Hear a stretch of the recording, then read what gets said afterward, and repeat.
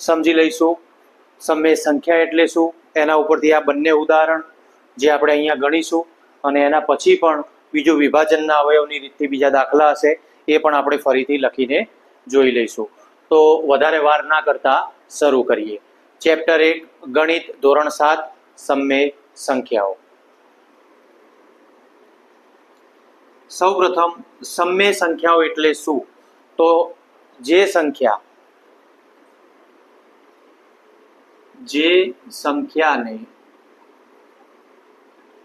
p છેદમાં q, જ્યાં p અને q પૂર્ણાંકો છે.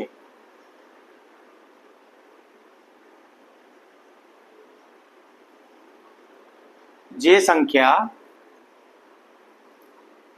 p છેદમાં q તરીકે દર્શાવી શકાય, જ્યાં p અને q બંને પૂર્ણાંકો છે અને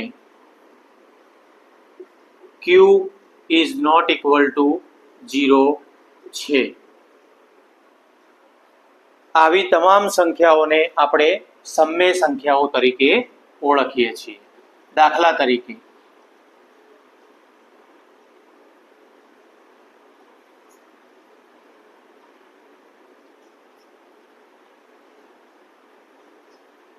-3, 3/2, 2, કોઈ પણ સંખ્યા તમે લઈ શકશો. તમામ ઉદાહરણ સમય સંખ્યાઓના છે.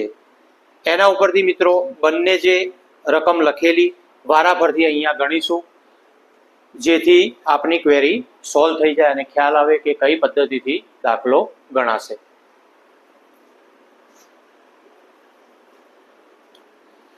સૌપ્રથમ પહેલા નંબરે 6/7 ગુણ્યા 3/4 વત્તા 6/7 ગુણ્યા 11/4 વિભાજનના ગુણધર્મનો ઉપયોગ કરી સાદુરૂપ આવશે. બંનેના અંદર જોવાનું એ થશે, વચ્ચે નિશાન પ્લસનું, બંને કૌંસના અંદર સંખ્યાઓ વચ્ચે ગુણાકારનું નિશાન, જેથી આપણે બંનેમાંથી કોઈક એવી વસ્તુ હશે કે જે સામાન્ય નીકળતી હશે.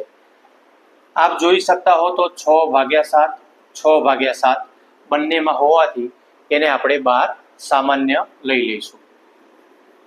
6/7 ને કોમન લેતા આ કૌંસમાંથી 6/7 બહાર નીકળે તો 3/4 વધે, વચ્ચે પ્લસ તો પ્લસ. આ કૌંસમાંથી 6/7 બહાર નીકળે તો કૌંસમાં 11/4 વધે.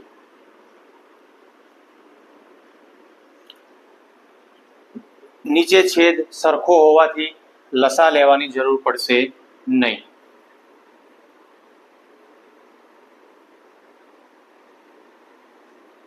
જેથી આપણે 4 એક જ વાર લખી શકીએ.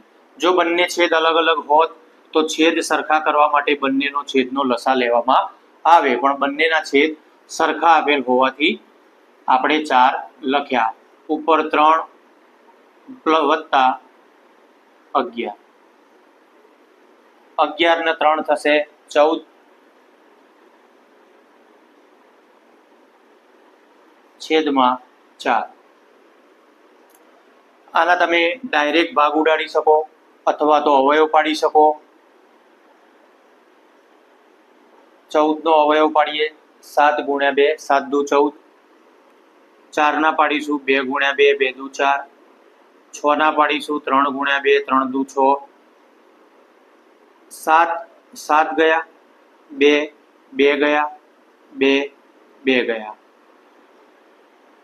તમામ છેદ ઉડી જતા અંશમાં માત્ર એક સંખ્યા વધશે 3, જે થશે આપણો જવાબ.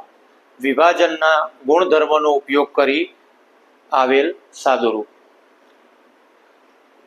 આ જ રીતે દાખલા નંબર 2 જોઈશું. આપ વિડીયો સ્ટોપ કરીને લખી શકો છો.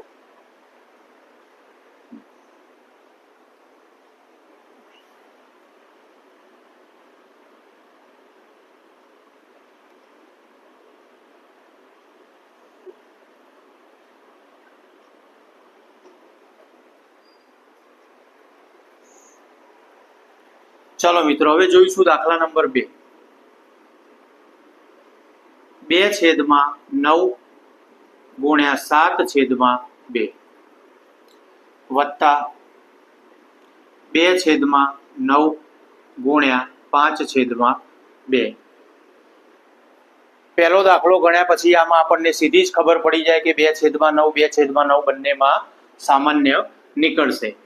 તો જેને આપણે 12 કોમન તરીકે લઈ લઈશું.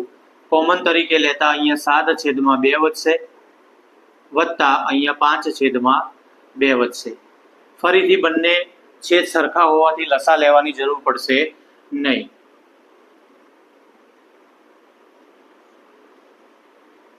ઉપર 7 વત્તા 5.